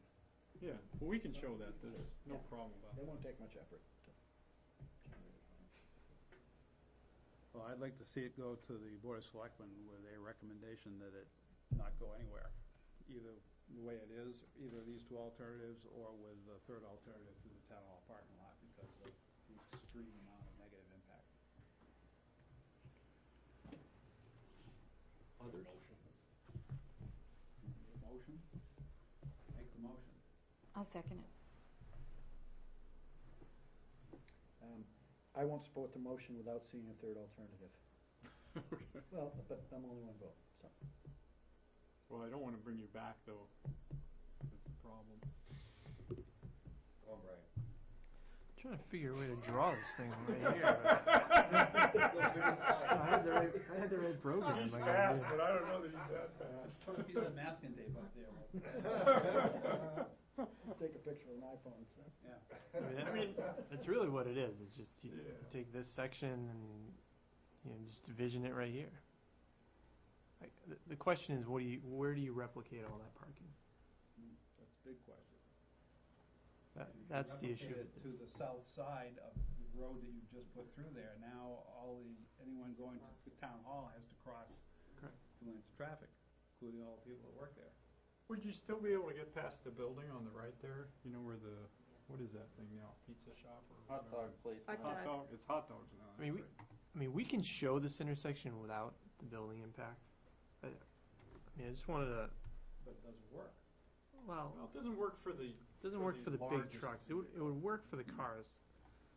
The issue is that for a truck making the right-hand turn, it would have to be in the left-hand lane. And That's so, not feasible, is it? Tell trucks they can't go through town? well, they can go through Just have to town. position over They near- just Come have out of to- there every day, and usually what they do, they don't get in the left-hand lane, but as they make the turn, they're on the other side, Right. Yeah, they're they on come the left side of the bridge. They come out. So, I see it every morning almost. so this whole island becomes a truck apron, and just anytime a real big truck comes through, There's 53 footers coming out of there almost every day. and they're gonna really mess Yeah, up the sheet traffic metal when they always move through. actually has it, yeah. Yes. So, And they're not even the bad ones. But even altering that so it doesn't impact the building in that corner, still, again, in my opinion, doesn't take away from the impact of the one-way route on the whole downtown. I actually kind of think, I mean, you could sort of market it as a good thing and create the second half of, I mean, the back side as a Main Street extension. So the entire thing could be your Main Street loop. And then you could allow for, additional storefronts and everything along that whole back side. if you really do something good with something like this, it doesn't have to be a hit to the community if we don't want it to be, and we plan it the way we want it to be. And I think we had something like that on the village planning committee and the traffic committee. The traffic committee, we very much said we didn't want to solve anything on Main Street for people from out of town. But on the village planning committee, we absolutely were looking at things like this, but again, it just, like you look at it right now and there's no aesthetics there, and it's, you know, the little roundhouse, and it just looks like, you know, paving 101. But if you went and we went back to that and we were looking at planning for development, which would be, you know, you wouldn't be looking at, you know, normal setbacks or the parking, and, you know, to say, honestly, to say, well, it would hurt the parking at the town hall parking lot, but it's okay to hurt the access to the hardware store and, let's say, Apotheker and those buildings, those are all vibrant businesses. I'd rather I'd rather impact our public space than impact the economic, you know, stability that we have right now on Depot Street. Well, plus, I mean, if the town really is going to acquire those properties from the Blondos, I don't know if that's going to happen or not. I mean, you've got some additional land that you can try to utilize for additional parking or whatever it may be within the town. If you're going to lose some parking, try to replace it on some of that land.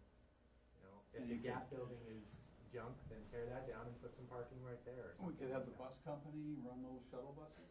I mean, I think there's definitely a lot of options that we've only seen a concept for 1 hour tonight, and it's hard, I think, to make a big decision on something like this without seeing a little bit more detail about what could happen there. Well, there's a motion on the table that's been seconded. There's a Red Sox game going on. But it's over. No, it's over now. it's Oh, 1-0. maybe over. It's 1-0 with the Tigers batting in the bottom of the ninth. And who's Really? 1-0? Boston. Woo! They're on a Napoli home run. And you haven't been telling us? I'm like, Multitasking. I wanted to- I was wondering, I wanted you to put it on, but I'm like, okay, then we'd all be watching the Red Sox game. Dewey Harris pitching the bottom of the ninth. Want to give us a play-by-play? So who got the run? Yeah. Napoli hit a solo home run Oh, okay, good. Off of, off of Verlander. good. Anybody have any other questions about that game? I was late because I was waiting for the end of that inning. Motion, yeah, motion and a second, and you're still okay? Okay, whenever anything happens, let us I know. will.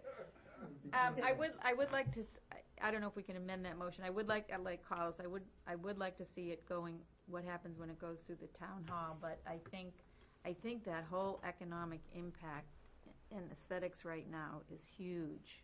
It's more than just fixing the traffic. We'd have to be looking at planning, zoning, a lot more, and the floodplain, and I don't know. It's tough to blow over all those buildings.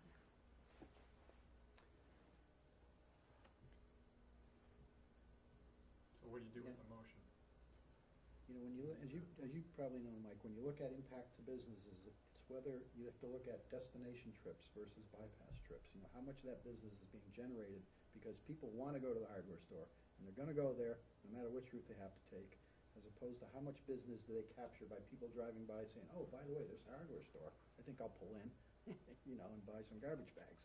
But I won't be able to pull out, so maybe I won't pull in. Well, I would It's not, submit that nobody knows it's back there unless you go back there. Because if you're just driving by, did people see that? Oh, they see the Pretty high. big. I don't know. When you come over the bridge, you can't miss it. There's nothing blocking it. Well, I don't know about that. When you come over the bridge, do you have a sign out there, Larry? no, it's town. The only way you'd see it is if you turn your head and look here, right? Yeah, but you've seen it. You get a You've seen it bargaining when you chip. come down the hill by Putnam. Oh, that's true. Okay, you're saying when you Wide open cross right the, there. right.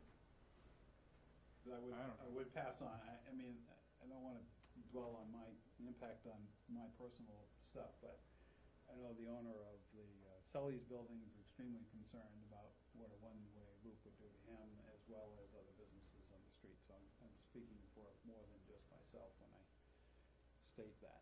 But is there someone chairing this meeting that calls a vote, or what is your process here?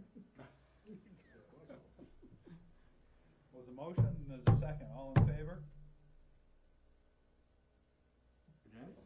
Exactly what are we voting? The motion was to submit this to the selectmen as not recommended. As not recommended, okay. And then Cynthia wanted to amend the motion to say we want to submit it to the selectmen as not recommended, but with a third alternative that we might or might not get a chance to recommend or not recommend it before it goes to the selectmen. It's getting serious here, right? Yeah. Just so they could see the third view. I don't think that third view is really gonna make it, anyway, but. Can I make a suggestion? You can do it. I'm just on the If- committee here. if I the, don't run the show. If the motion was made that the reason for the not recommending it was because of the impact of a one-way loop on the downtown, then we can still come up with this third option, and your recommendation would still stand. True. Yeah. I think that's what you said anyway. Secretary, read that back.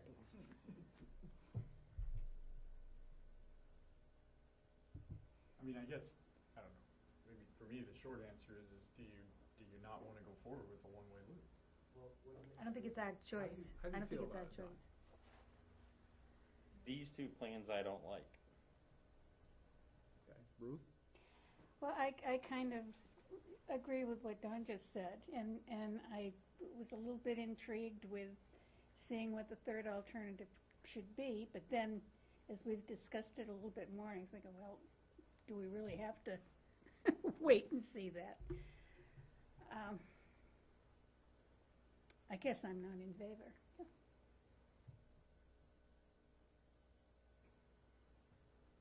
Okay. I'm not in favor of these two.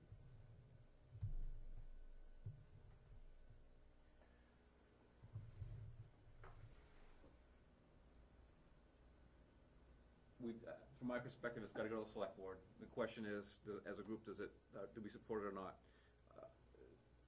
That our recommendation isn't gonna change whether it goes to select board or not. It's just a matter of our insight or perspective on it as it sits. I agree with Collis and others who wanna see that third alternative. And I also, I don't know what, Mike, your thought was, or the thought here, relative to this project, but this is a significant project. I don't think this is anything that would be funded by the town of Goffstown. As I mentioned, I envision this being a 10-year plan brought up through the DOT as a project. In that fact, we're talking environmental impacts, we're talking right-of-way acquisitions, we're talking a significantly designed and costly project. That being said, I wanted to throw that out there because it's quite a project. Question is, would I support this or not?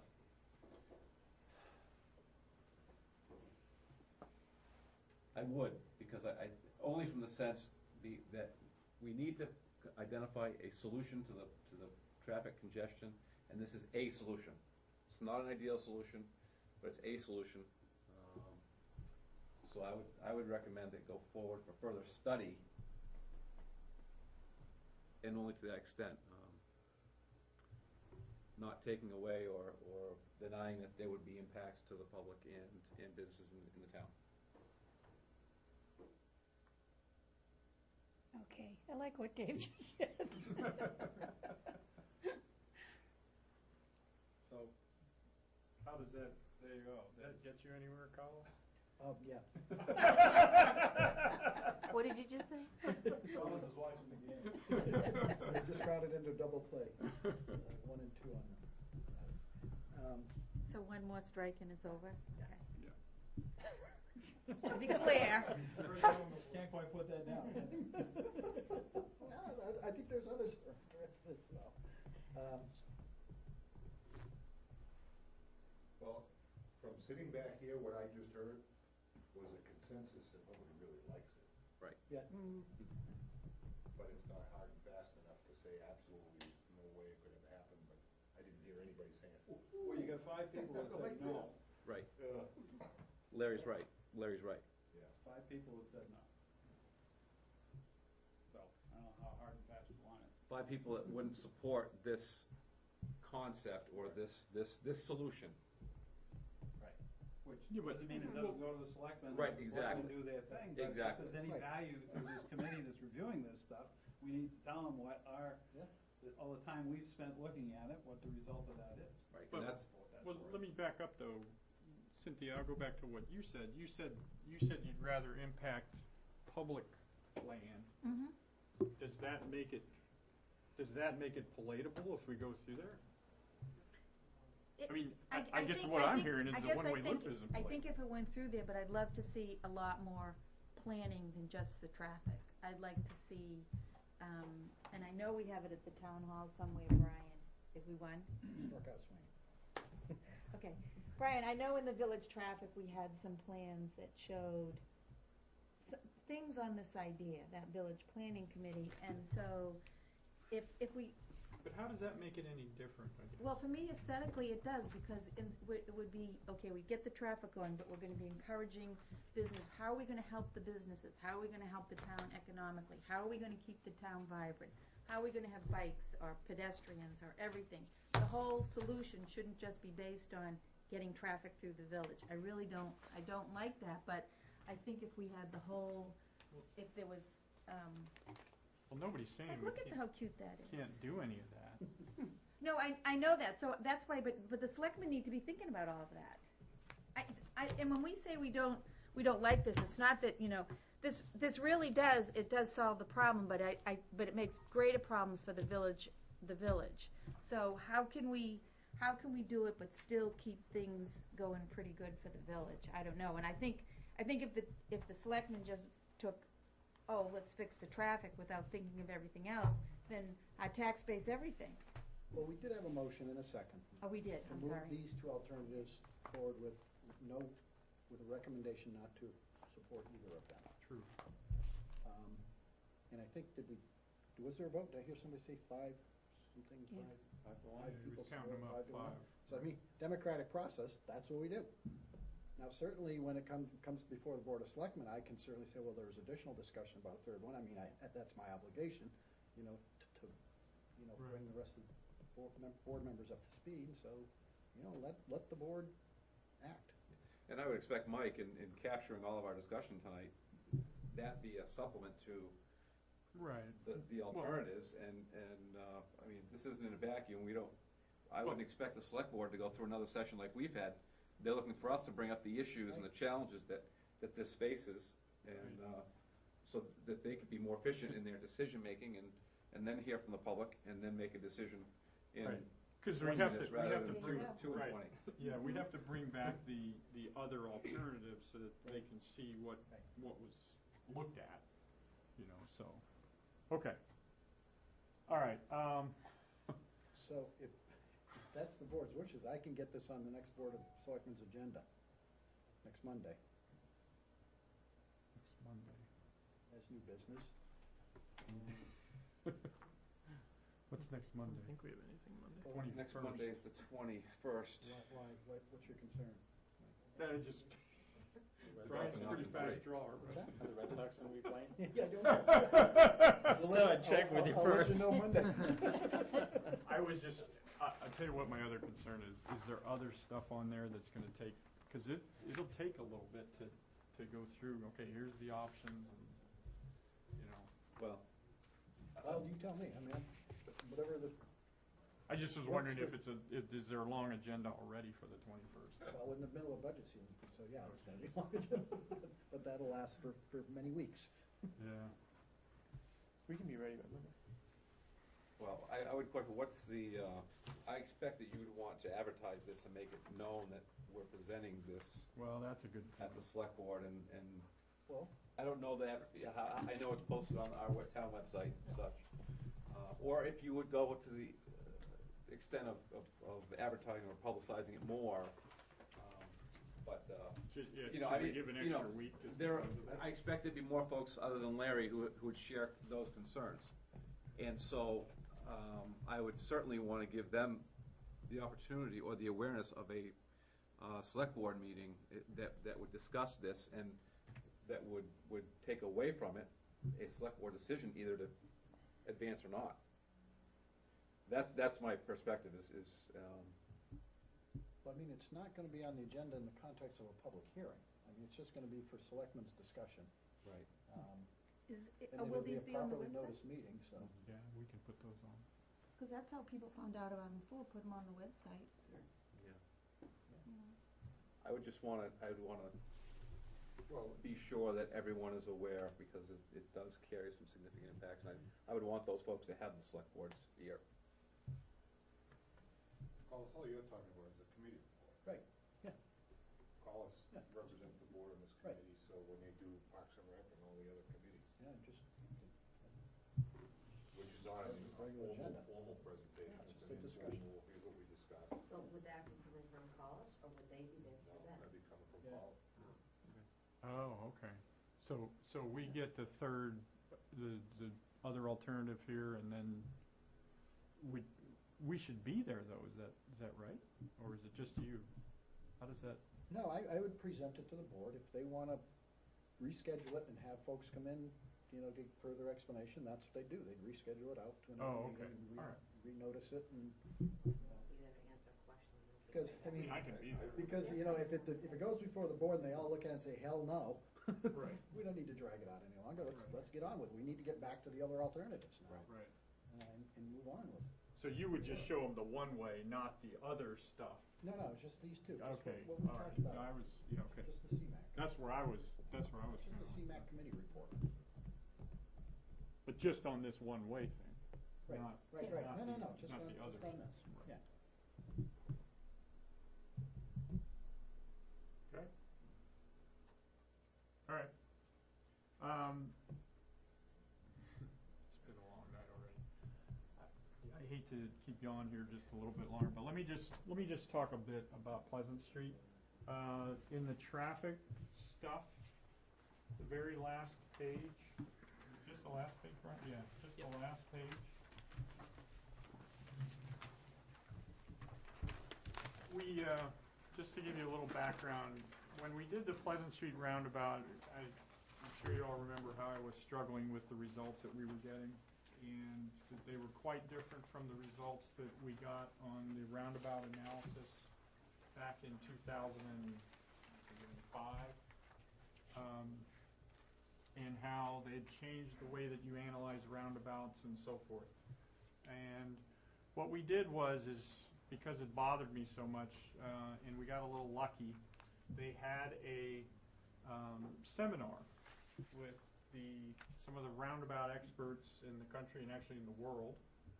Was held in Boston in late August. And so we sent one of our guys down there and to attend.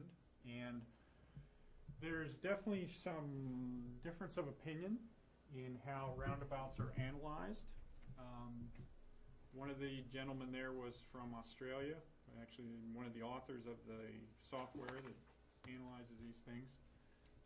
And there was another one of the instructors was from New York State, where they've done a number of roundabouts as well, and he's a real roundabout guru, has been studying them for years.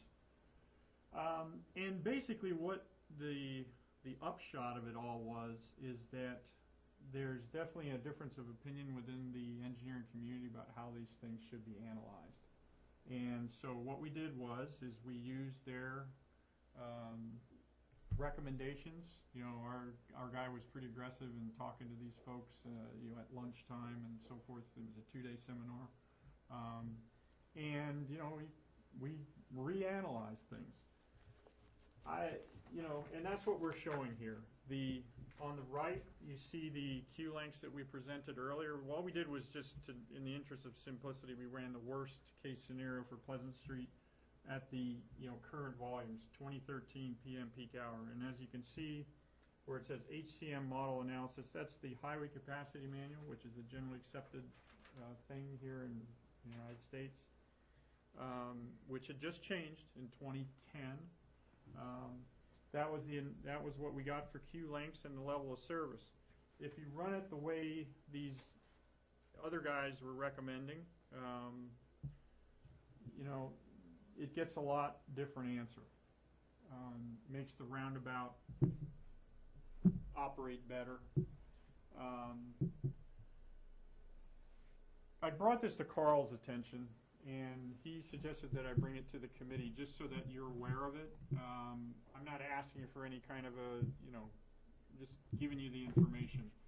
My sense is I've also done some more observations since, you know, the last meeting that we had, and my sense is that the roundabout at Pleasant Street will operate pretty much the way you see the one at Wallace operating. You know, struggles at the peak, the very peak, dissipates, you know, pretty quickly, and then runs really well, you know, in the off peaks. The thing was, I didn't want to leave, you know, I don't, you know, the recommendation was to go with the, I don't want to call it no build, but the modified, you know, circle. I guess if I had my druthers, I'd put a roundabout in just because of the safety issues. On the other hand, after sitting out there and watching, I've sat at the church and watched, you know, what goes on, and I, you know, see some things going on there that I'm not crazy about. But on the other hand, doesn't seem to be an accident problem. Again, they're, you know, kind of like High and Elm. I think people deal with it a little bit. Like I say, my feeling is, just from what I know and what I would do if I was God in Goffstown, is I'd put the roundabout in and I'd let it operate, because I think it's the safest solution over the long term. I think it'll operate fine most of the time. But you know, I think the other modifications, I think, will improve the safety as well. And so, again, I'm just laying it on the table for you, just because I wanted you to know, and you know, Carl felt it was important that you know what's going on. I think that's something that the select board can weigh. The one concern I have, again, this is from watching things go on and so forth, the one concern I have is that if we go ahead with the modifications, we're operating a little differently from the roundabout. The roundabout operates yield on entry. That's the, you know, the yield sign is there. That's what we tell people to do. And then, you know, you go a couple of thousand feet away and you have a different kind of operation, you know, where it's not yield on entry. You're just going through the main line. So, you know, again, there it is. I don't know if, you know, if there's any questions about that. I did want to bring it to your attention just so everybody's aware of it. And is your question, does the updated information relative to the traffic queues change the board's decision? I could ask that. I wasn't sure if I wanted to ask that. I you know, I don't think it will. So maybe I'm being, you know. Yeah. Right. Yeah. So, I guess I'm just, you know, I don't know. My personal feeling is I'm still not totally happy with this solution, but, you know, it's not the worst solution, I guess. So, I guess I'm a little concerned. I thought it was the consensus of the group that was the alternative. It is. Okay. It This is. one. Yeah. Right. It is. Yes. And again, the only thing I'm trying to point out is that it is a little bit, the operation of this is inconsistent with the roundabout in terms of the same driver expectation and so forth. And I just, people need to be aware of that. You know, again, it's. Well, and there's also the analysis left, at least in my mind, a very big question of how could we be looking at a roundabout, whatever it is, 800 feet away, that says it's so horrible when we can see the one at Wallace and how it operates. Right. So this validates that. Right. And it wasn't as bad as the numbers show. Although we also agreed that we need to change the name of that. That is not a no-build alternative. Right. That is a. I know. Modified build. Right. Modified build, correct. Yes, we got to remember to change that, Brian, before he takes it to the. So, Anyway, that's my roundabout words for today. I prefer a roundabout too, does that make you feel better? I only have one of those votes. I just think, I just keep thinking to myself, 20 years from now, will we be saying we should have built a roundabout? I don't know. 20 years from now, there's going to be a lot more traffic, I feel like. If the other intersection isn't fixed, it's not gonna make much Yeah, difference. exactly. That's right. See the RFP come up. Okay. Maybe all the traffic will go from Boston That was Road. also the conclusion of this group. This is not the problem intersection, it's the other one. Well, I always worry that we don't do something, that somebody gets hurt or killed, and then it's like, oh man, why didn't we do something? So, anyway. Cynthia, we started with, All right, thank you very much. Appreciate your time. we started with this conversation.